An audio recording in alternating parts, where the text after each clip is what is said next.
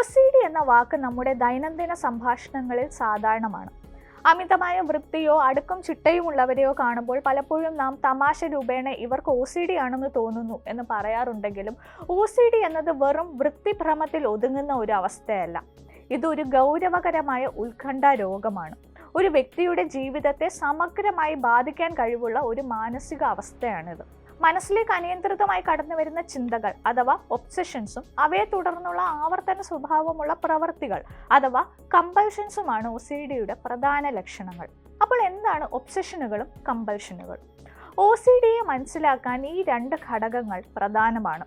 ഒബ്സഷനുകൾ എന്നത് ഒരു വ്യക്തിയുടെ മനസ്സിലേക്ക് ആവർത്തിച്ച് അനിയന്ത്രിതമായി അപ്രതീക്ഷിതമായി കടന്നു വരുന്ന അനാവശ്യമായ ചിന്തകൾ, ചിത്രങ്ങൾ അല്ലെങ്കിൽ പ്രേരണകൾ എന്നിവയാണ്. ഈ ചിന്തകൾ മിക്കപ്പോഴും അസ്വസ്ഥതയും ഉത്കണ്ഠയും ഭയവും ഉണ്ടാക്കുന്നവയായിരിക്കും. ഇവയെ നിയന്ത്രിക്കാൻ വ്യക്തി ശ്രമിച്ചാൽ പോലും സാധിക്കാതെ വരുന്നു. ഉദാഹരണത്തിന്, തനിക്ക് അല്ലെങ്കിൽ പ്രിയപ്പെട്ടവർക്ക് എന്തെങ്കിലും അപകടം സംഭവിക്കുമോ എന്ന ചിന്ത, രോഗാണുക്കൾ ശരീരത്തിൽ പടരുമോ എന്ന ഭയം, ഒരു പ്രത്യേക ചിന്ത ആവർത്തിച്ച് മനസ്സിൽ വരുന്നത് എന്നിവ ഒബ്സഷനുകളാണ്. കമ്പൽഷനുകൾ എന്നാൽ ഒബ്സഷനുകൾ മൂലമുണ്ടാകുന്ന ഉത്കണ്ഠയും അസ്വസ്ഥതയും കുറയ്ക്കാൻ വേണ്ടി ഒരു വ്യക്തി ആവർത്തിച്ച് ചെയ്യുന്ന പ്രവർത്തികളാണ്. ഈ പ്രവർത്തികൾ പലപ്പോഴും ചിന്താപരമോ ശാരീരികമോ ആകാം. ഉദാഹരണത്തിന്, അണുക്കളെക്കുറിച്ചുള്ള ഭയം കാരണം വീണ്ടും വീണ്ടും കൈ കഴുകുക, വാതിൽ പൂട്ടി എന്ന് ഉറപ്പാക്കാൻ പലതവണ പരിശോധിക്കുക, ഒരു പ്രത്യേക ക്രമത്തിൽ കാര്യങ്ങൾ ചെയ്യുക എന്നിവയെല്ലാം കമ്പൽഷനുകളുടെ ഉദാഹരണങ്ങളാണ്. ഈ പ്രവർത്തികൾക്ക് പലപ്പോഴും ഒരു യുക്തിയും ഉണ്ടാകില്ല. എങ്കിലും ഇത് ചെയ്തില്ലെങ്കിൽ ഭയം വർദ്ധിക്കുമെന്ന് വ്യക്തിക്ക് തോന്നും. OCDയുടെ ലക്ഷണങ്ങൾ നേരത്തെ തിരിച്ചറിയാം. OCD പുരുഷന്മാരിലും സ്ത്രീകളിലും ഒരുപോലെ കാണാറുണ്ട്. സാധാരണയായി കണ്ടുവരുന്ന ചില ലക്ഷണങ്ങളിൽ അണുക്കൾ അല്ലെങ്കിൽ അഴുക്ക് എന്നിവയാൽ താനും തൻ്റെ ചുറ്റിനും മലിനമാകുമോ എന്ന ഭയം, തൻ്റെ സ്വയം നിയന്ത്രണം നഷ്ടപ്പെടുമെന്നും നിങ്ങളെയോ മറ്റുള്ളവരെയോ ഉപദ്രവിക്കുമോ എന്നുള്ള ഭയം എന്നിവ ഉൾപ്പെടുന്നു. അനാവശ്യ ഭീതിയും OCDയുടെ ലക്ഷണങ്ങളിൽ ഒന്നാണ്. അപകടം സംഭവിക്കുമോ, മരിച്ചു പോകുമോ എന്നിങ്ങനെ പോകുന്നു ചിന്തകൾ. റോഡിലേക്ക് ഇറങ്ങിയാൽ വണ്ടി ഇടിക്കുമോ തുടങ്ങി നിരവധി ചിന്തകൾ അലട്ടിക്കൊണ്ടേയിരിക്കും. ഇത് ചിലപ്പോൾ ഭയം കാരണം വീട് വിട്ട് പുറത്തു പോകാൻ പോലും കഴിയാത്ത അവസ്ഥയിലേക്ക് ഇവരെ എത്തിച്ചേക്കും.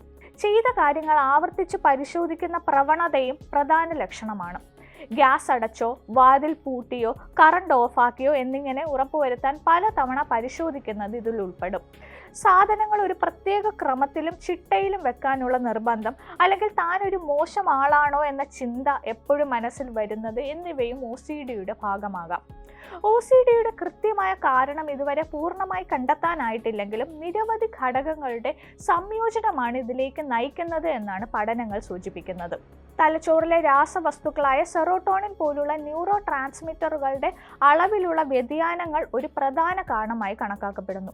ഇവയുടെ അളവ് കുറയുമ്പോൾ ചില ജോലികൾ പൂർത്തിയാക്കിയാലും അവ അപൂർണമാണെന്ന ചിന്ത വരികയും പ്രവൃത്തികൾ വീണ്ടും വീണ്ടും ചെയ്യാൻ പ്രേരിപ്പിക്കുകയും ചെയ്യാം.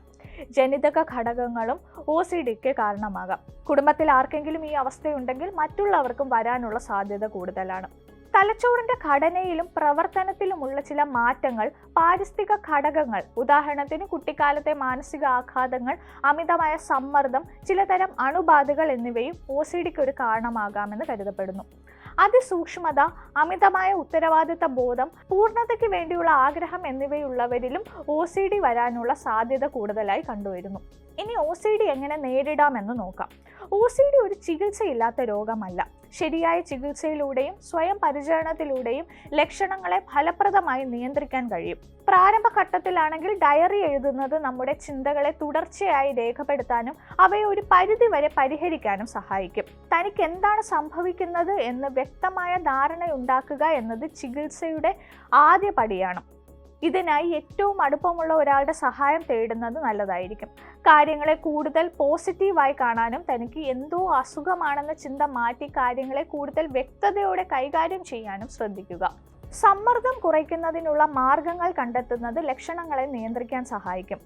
യോഗ, ധ്യാനം, വ്യായാമം, ഹോബികളിൽ ഏർപ്പെടുക എന്നിവ പരിഗണിക്കാവുന്നതാണ്. OCD ഉള്ളവരിൽ ഭയം, സമ്മർദ്ദം, അസ്വസ്ഥത, ദുഃഖം, നിരാശ എന്നിവ വർദ്ധിക്കാൻ സാധ്യതയുണ്ട്. അതിനാൽ ഒരു മാനസികാരോഗ്യ വിദഗ്ധന്റെ സഹായം തേടേണ്ടത് അത്യാവശ്യമാണ്. കൗൺസിലിംഗിന്റെയും ബിഹേവിയറൽ തെറാപ്പിയുടെയും സഹായത്തോടെയാണ് ഡോക്ടർമാർ ഇത്തരത്തിലുള്ള രോഗികൾക്ക് ചികിത്സ നൽകുന്നത്. Cognitive behavioural therapy, exposure and response prevention എന്നിവയാണ് OCDക്കുള്ള ഏറ്റവും ഫലപ്രദമായ ചികിത്സാ രീതികൾ. ഈ തെറാപ്പിയിലൂടെ അനാവശ്യ ചിന്തകളെയും അവയെ തുടർന്നുള്ള ആവർത്തന പ്രവൃത്തികളെയും നിയന്ത്രിക്കാൻ പഠിപ്പിക്കുന്നു. ആവശ്യമുണ്ടെങ്കിൽ മാത്രം മരുന്നുകൾക്ക് നിർദ്ദേശിക്കാറുണ്ട്. തലച്ചോറിലെ രാസവസ്തുക്കളുടെ അളവ് ക്രമീകരിക്കാൻ സഹായിക്കുന്ന മരുന്നുകളാണ് സാധാരണയായി ഉപയോഗിക്കുന്നത്. നേരത്തെയുള്ള രോഗനിർണയവും ശരിയായ ചികിത്സയും രോഗം വഷളാക്കുന്നത് തടയാനും മെച്ചപ്പെട്ട ജീവിതം നയിക്കാനും സഹായിക്കും. നിങ്ങൾക്കോ നിങ്ങളുടെ പ്രിയപ്പെട്ടവർക്കോ ഈ ലക്ഷണങ്ങൾ അനുഭവപ്പെടുന്നുണ്ടെങ്കിൽ ഒരു മാനസികാരോഗ്യ വിദഗ്ധന്റെ സഹായം തേടാൻ മടിക്കരുത്. നിങ്ങളുടെ മനസ്സിൽ വരുന്ന ഈ ചിന്തകൾ വെറും തോന്നലുകളല്ല, അവയെ അവഗണിക്കരുത്.